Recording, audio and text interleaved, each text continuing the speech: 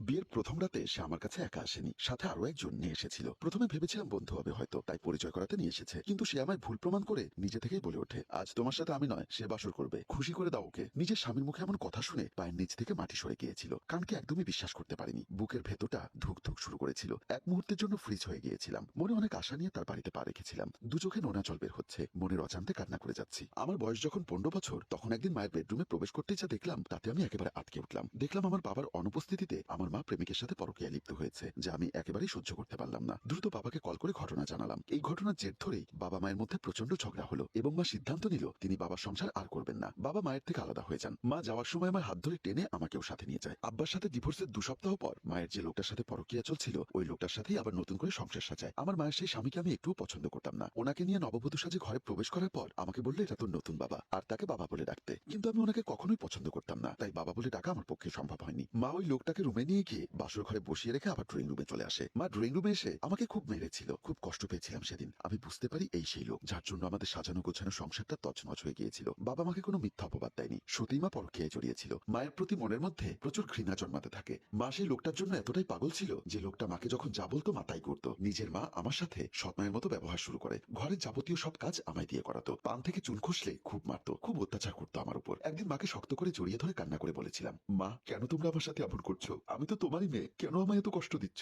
আমি যে আর পারছি না মা। মা আমায় একটা তাচ্ছিল্যের হাসি দিয়ে বলে আমি নাকি তার নিজের মেয়ে নই। বাবা শারীরিক সমস্যার কারণে মা গর্ভধারণ করতে পারেনি, তাই তারা আমায় দত্তক নেয়। সত্য বলতে আমার পুরো দুনিয়াটা এমনিতেই উলটপালট ছিল। মায়ের এমন কথায় আমার একটু কষ্ট হয়নি, শুধু একটু অবাক হয়েছিলাম। নিজের মেয়ের সাথে কেউ কি এমন করতে পারে? বাবা আমায় খুব ভালোবাসতো, তাই বাবার কাছে আমায় দেয়নি। বাবার সুখ নাকি মায়ের পছন্দ না, তাই বাবার থেকে আমায় কেড়ে নেয়। খুব একা হয়ে গিয়েছিলাম। আমার বয়স যখন 16, শারীরিক দিক দিয়ে তখন আমাকে অনেকটা বড় লাগতো। এমনি এক রাতে রান্নাঘরেই ঘুমোচ্ছিলাম। মাঝরাতে কারো হাতের ছোঁয়ায় ঘুম ভেঙে যায়। চোখ মেলে দেখি ওই লোকটার হাতে আমার ওড়না, আর লোকটা আমার দিকে কুকুরের মতো করে তাকিয়ে লালা ফেলছে। ভয় রান্নাঘরের এক কোনায় চলে যাই। সেও ধীরে ধীরে আমার কাছে এসে বসে। আমাদের মতলব বুঝতে পেরে জোরে চিৎকার দিয়ে উঠি। কোথা থেকে যেন মা দৌড়ে আসে। আমাদের এমন অবস্থা দেখে মা ভীষণ রেগে যায়। মাকে দেখে লোকটা আমার ওড়না আমার মুখের উপর ছুঁড়ে মেরে চলে যায়। সেই রাতে মা আমায় খুব মারে। মা ওই লোকটাকে ভীষণ ভালোবাসতো, তাই হয়তো তার রাগ আমার উপর দিয়ে উঠায়। মায়ের মার খেয়ে দুদিন ভীষণ জ্বর ছিল, হাঁটতে পারছিলাম না। তবুও ঘরের প্রতিটা কাজ আমায় করতে হয়েছে। মায়ের ওই স্বামীর ভয়ে মা আমাকে বাড়ি থেকে তাড়ানোর উপায় খুঁজতে থাকে। আমার বিয়ে ঠিক করা হয়। যার সাথে আমার বিয়ে ঠিক করা হয় তাকে আমি বিয়ের আগ পর্যন্ত দেখিনি, চিনিও না। শুনেছিলাম আমার ওই বর মায়ের ওই স্বামীর সাথে কিসের যেন ব্যবসা করে। সেই সূত্রে মা তাকে চেনে। ওই জাহান্নাম থেকে বের হয়ে নিজের স্বামীর বাড়ি এসে একটা স্বস্তির নিঃশ্বাস ফেলি। এবার যদি জীবনে একটু সুখের দেখা পাই। স্বামীর বাড়ি এসে জানতে পারি ওনার পরিবারে কেউ নেই, উনি একাই এই বাড়িতে থাকেন। মনে মনে খুব লোভ হয়েছিল, ওনার শূন্য মনে শুধু আমারই জায়গা হবে। ওনার সব ভালোবাসা জুড়ে শুধুই আমি থাকবো। খুব আশা ভরসা নিয়ে বাসুর ঘরে বসে যে ওনার জন্য অপেক্ষা করছিলাম।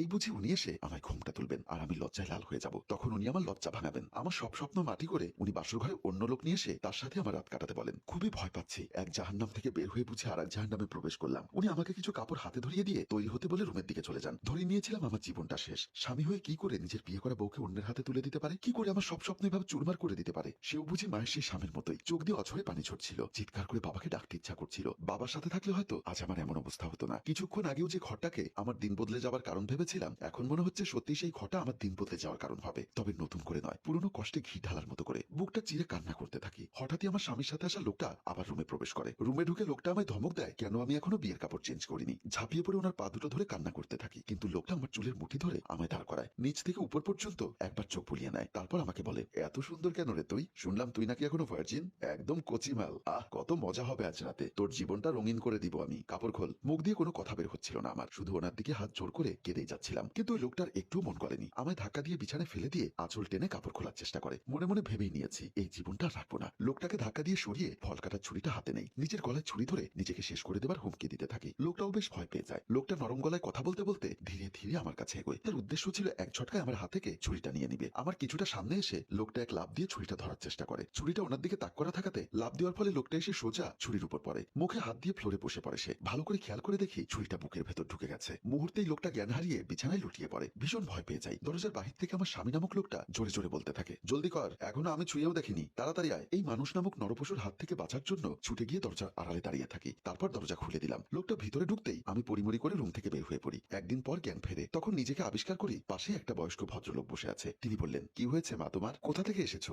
আমি এখানে কি করে এলাম? সকালে নামাজের অজু করতে বের হয়ে দেখি তুমি আমার কলপারে পড়ে আছো, তাই তোমায় তুলে এখানে নিয়ে এলাম। কে তুমি মা? ওই ভদ্রলোককে সবকিছু খুলে বলি। উনি একটা দীর্ঘ নিঃশ্বাস ফেলে আমার দিকে করুণার দৃষ্টিতে তাকান। ওই পশুটার ভাগ্যে বুঝি তুমিই পড়লে। জানো সে কে? কে? এই এলাকার নামকরা পতিতা ব্যবসায়ী। আর তুমি কিনা তাকেই বিয়ে করলে? বিয়ের আগে আমি কিছুই জানতাম না। এখন সে যদি জানতে পারে পারে যে তুমি এখন এই এলাকায় আছো, তোমায় সে খুঁজে বের করবেই। এখন আমি কি করবো দাদু? আজ সারাদিন তুমি এখানেই লুকিয়ে থাকো, রাতের আধারে এই এলাকা ছেড়ে পালিয়ে যাবে। কোথায় যাবো আমি? আমার যে কোথাও যাওয়ার জায়গা নেই। বাঁচতে চাইলে তোমাকে যেতেই হবে, তুমি অন্য কোনো শহরে চলে যাও। দাদু, পৃথিবীটা বড়ই নিষ্ঠুর, তার চেয়েও নিষ্ঠুর এই পৃথিবীর মানুষগুলো। ওরা আমায় বাঁচতে দিবে না। দেখো মেয়ে, তুমি এখনো ছোট, জীবনের মানেটা তুমি এখনো জানো না, তোমাকে বাঁচতে হবে। ঠিক আছে, আজ রাতে আমি অন্য কোথাও চলে যাব। কাঁদতে কাঁদতে চোখের পানি যেন শেষ হয়ে গেছে। ওই ভদ্রলোক আমায় একটা বোরখা দেয় এবং সাথে কিছু টাকা দেয়, যেন ক্ষুধা লাগলে খেতে পারি। রাতের আধারেই বেরিয়ে পড়ি এক অজানা গন্তব্যের উদ্দেশ্যে। সম্মানিত দর্শক, এই মেয়েটির জীবন কাহিনী নিয়ে আরেকটি পর্ব রেডি করে রেখেছি। আগামীকাল দুপুর 2:01 এই পেজে পাবেন। এই গল্পের রচনা ও পরিচালনায় রেজাউল কবির চৌধুরী। প্রযোজক